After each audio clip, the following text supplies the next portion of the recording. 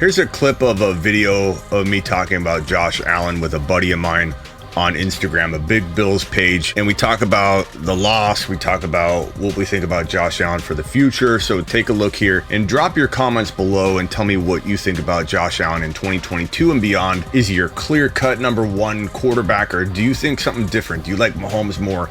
Are you all about Herbert or Burrow?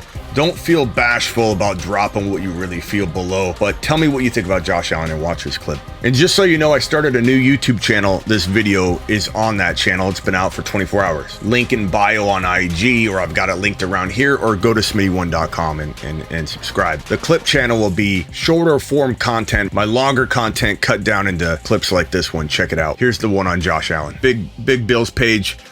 Sorry about the loss, buddy. I'm real sorry about that. You know me. I was rooting for Josh Allen. He's like my favorite player in the NFL. So it sucked, man. I know. You know, that's life, man. I'm adjusting to it. It's I think all the Bills fans right now are kind of just processing. Wow, we're done for the year. That's it. So I don't know. What were your? Yeah, I just joined your live like 2 minutes ago. What were your really thoughts on it? I guess. I mean, my thoughts were it was the best game I've ever seen in my life. The best game your dad's ever seen. My dad, your grandmother, my grandmother, my great grandmother, your great grandmother. No one's ever seen a game better than that. And Josh Allen dropped fire. You couldn't have asked any more of him. You know, both defenses gave up a lot. So, like, I guess you could, if you want to talk about where things could have been improved in the game. But, like, other than that, it was just such a great game. And I hate the overtime rules. And we talked about that in the live. Like, the fact that you didn't get a shot to go out there and just kind of try, you know? No, everyone watching that game is thinking the same thing, you know? Like, is this how the NFL should work? Especially when it's such an offensive game. Right. It's geared so much towards the offense. I'm not even really, yeah, it all comes down to the end, but the Bills, I mean, once again, we find ourselves losing a game just a million different ways. Everybody comes on me because they think a Brian Dable hater, dude. But, like, I don't know, man, some of the play calling, like handing it off to a wide receiver on 3rd and 5 at the 50-yard line, I don't know. That's not me as a play caller. Josh Allen, like you said, I think he's one of the best players in the league. I don't think we utilized him right at all. I think there were multiple cases where you only get so many offensive snaps. And the fact that at one point, Reggie Gilliam was outpacing our ex-receiver, Stephon Diggs, in offensive touches is a travesty. And I just don't know. I come off of a game like today, I don't have any doubt in our skill position players or our offense in general as far as, like, the guys on the field in between the hashes. Brian Dable, if he goes to the Giants and him and Joe Shane start something great over there, good for them, man. I'm all good because whatever, go do it. I'm ready for a fresh start. I feel like from the play calling perspective, I kind of went on there, but that's just, I don't know, Bills fan, man. Tough. I don't know. I mean, I'm a little shocked actually hearing you say that because you're a Bills like diehard fan page. Like, so usually I run into people that are just, gaga over, everything about the team, especially when you dropped as much fire as you did. But I kind of feel like you guys couldn't have done any better. Like I like the play calling personally. I like what you guys have going on. That was an impossible game. Like, no one deserved to like, it shouldn't have ended. No one deserved to lose that way. Like, you guys did everything you could. Defense is the only thing that either side could complain about. But like, I don't know. I mean, I disagree. I don't know that I respectfully disagree. I don't know that you could play call better. I mean, it was a phenomenal game, man. Like, you were just taking turns of just drilling in touchdowns, bro. Like, Jerry Rice never had 4 touchdowns as a wide receiver in the playoffs. So, like, to give a guy 4, like, I agree Diggs should have been used more, but they were focusing on Diggs too. And Diggs has had kind of a down year. So it's like, I don't know. I feel like that was a great game. I don't think you should have anything to be ashamed about. I know you don't, but like, I don't. And yeah. Smitty, let me say this, Smitty, because I'm not necessarily saying that like this was a travesty. I'm not at all by any stretch of the imagination saying this is like a terrible offensive pitch game coach in general. I just think straight up Brian Dable, and he gets so much credit for those 5 rings with the paper being around that organization, the culture there, that the best in-game adjustment kind of mindset that there is. the guy has no ability to adjust to in-game situations. The Chiefs lose their best defensive player, in my opinion, 5 minutes into the game. Where was the targeting of that guy, or targeting of that just area of the field up until the fourth quarter? You know, just little things like that. Like they going into the game, the starting Fenton is questionable, and he's out. So you've got half of the offense is out. Or not out, but you got like those guys get paid as far as the backups. But I don't know, man. You can't complain that much, and I get what you're saying as far as the defense. When you look at the box score, but that's Patrick Mahomes, and that's Travis Kelce, and that's Tyreek Hill. And as far as like a defensive perspective from the Bills, you don't have Tre'Davious White. I mean, your defense gave you plenty of chances to win that game. Bend don't break, especially multiple chances where they held him to a field goal, or I don't know. It's just a tough one all around, Smitty. I don't think you can really put section of the field too much. I will say this though: the one thing I think you and I are both 1,000% agreement is the Josh Allen dude. Oh my goodness! Yeah, like, he's only getting better, bro. I would say this. I think, and there's a couple comments on here, and I agree 100% with what they're saying here. And it's like, yeah, it felt like whoever won the coin toss was gonna get the game, and this guy said the Bills lost to a coin toss, and that's how it feels. So I don't know. I understand what you're saying. I just don't think you could change anything, like play calling wise, coaching wise. Like how can you when you guys run the ball a little less? Throw, dude. Maybe on a third of those plays where you run it out of shotgun right into the line. Maybe throw like one or more 2 passes to Dawson. I mean, I could see that. I could see that. I'm not opposed to that at all. Like that's not run the ball a little less maybe.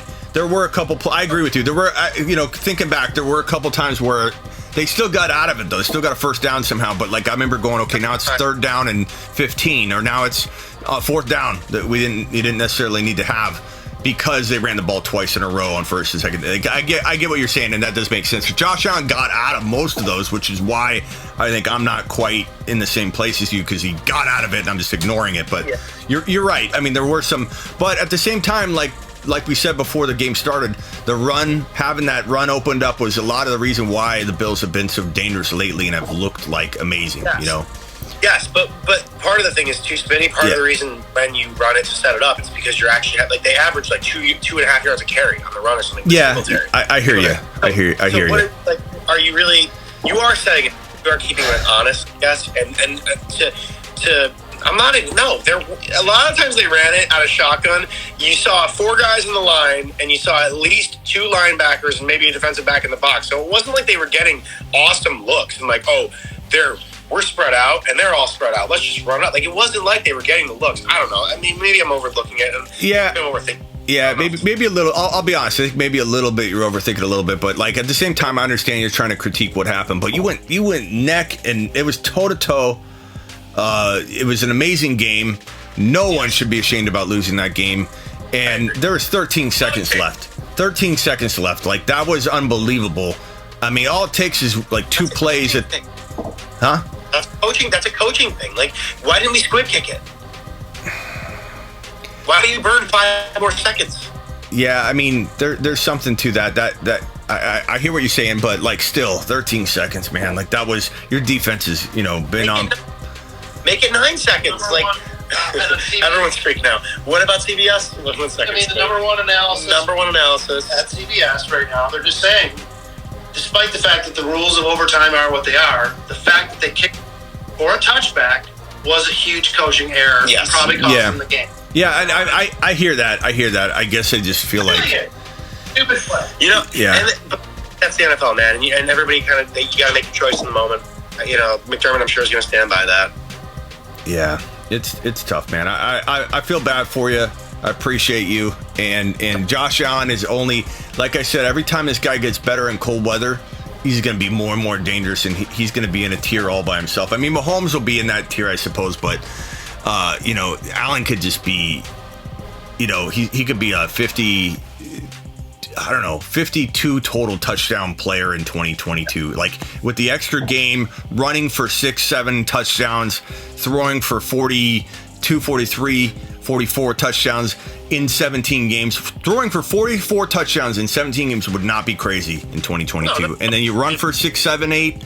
I mean, he's I can't wait for 22. We're talking about that in here and how everybody clowns on early quarterback drafting and how we redefined it to early to middle round quarterback drafting because we hate the negative connotation that early quarterback drafting is. So we decided to rename it. We wanted everybody to start thinking and taking it seriously. After that game, it sucks because a lot of people are going to be drafting Josh Allen. Like in the mock draft we just did to see where he's going to go, somebody took him at 2.6, so he's not falling to the third round, and it sucks. It kind of sucks for me.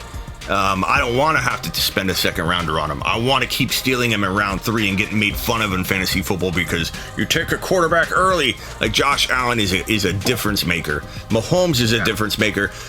Joe Burrow going around 5.5 is going to be a difference maker. Same thing with Herbert, round 5 to 6. These are 4 quarterbacks. These are the future quarterbacks of the NFL, man. It's Josh Allen, it's Mahomes, it's Joe Burrow and Herbert, and it's like, that's it. The next decade, these are the 4 guys. Yep. Really quickly, Smitty, and then I'll let you get going with this. You guys, many of my followers are on here. If you haven't already followed this guy, I don't know what you're doing.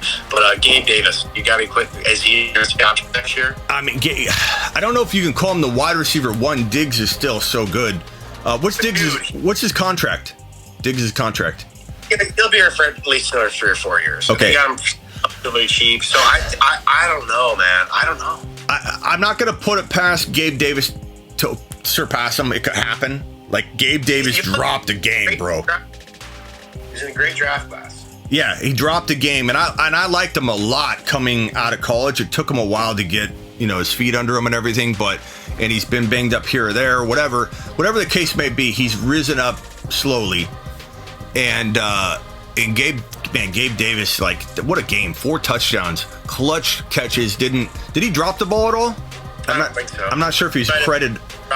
He had the one where he got robbed. He didn't get robbed. He barely dropped it, if you want to call it a drop, on the sideline. He had a crazy toe tap, and he just barely lost possession, if you want to call it a drop. But it would have been an absolute, like, top 5 playoff sideline catch of all time if he had had. Let me put it this way. I'd rather draft Gabe Davis later than draft Diggs early. So, that's a very good way of putting it. Yeah. So, like, am I ready to call him the number 1? No. Am I going to take him over extra high? No. But I would love to own him as my wide receiver 3 and focus on another player instead of the Diggs pick, potentially. Like, he went really early in our mock draft. He went at number 11, and I was saying that was too early. 11 overall. That's really, really high. This is the Fantasy Football Show. Pick a loud.